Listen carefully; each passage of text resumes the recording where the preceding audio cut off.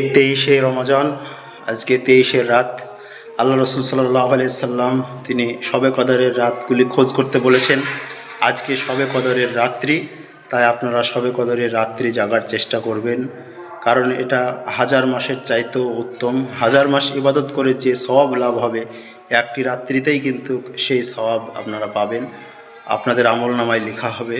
সেটা আল্লাহ রাব্বুল আলামিন তিনি বলেছেন সূরা কদরে, ইন্না আনজালনাহু ফি লাইলাতিল কদর ওয়া মা আদরাকা মা লাইলাতুল কদর লাইলাতুল কদরি খায়রুম মিন আলফি শাহর।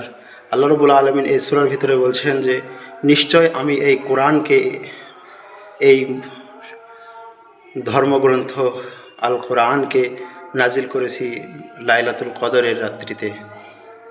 ওমা আদরাকা মা লাইলাতুল কদর, তোমরা কি জানো লাইলাতুল কদর কি? লাইলাতুল কদর খায়রুম মিন আলফি শাহর।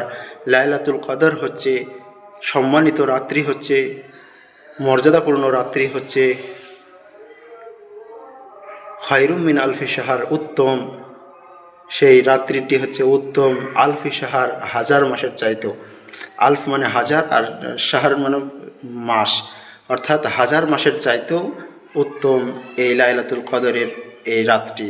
তো আমাদের সামনে এসেছে, আমরা জীবিত আছি, আমরা আল্লাহ রাব্বুল আলামিনের কাছে কান্নাকাটি করব জীবনের গুনার জন্য, জীবনের পাপ এবং জীবনের ভুলের জন্য আমরা আল্লাহর কাছে কান্নাকাটি করব, আল্লাহর কাছে মাফ চাইব, ক্ষমা চাইব। আল্লাহ রাব্বুল আলামিন আমাদেরকে তিনার দয়াতে আল্লাহ রাব্বুল আলামিন ক্ষমা করবেন।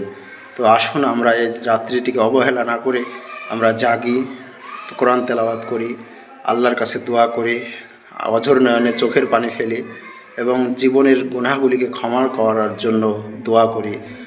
আল্লাহ রাব্বুল আলামিন আমাদেরকে সকলকে তার দিনের জন্য কবুল করুন এবং এই রাত্রিগুলি যাপন করে আমাদেরকে যেন সওয়াবের অধিকারী করার তৌফিক দান করুন। আমিন। আসসালামু আলাইকুম ওয়া রাহমাতুল্লাহি ওয়া বারাকাতুহু।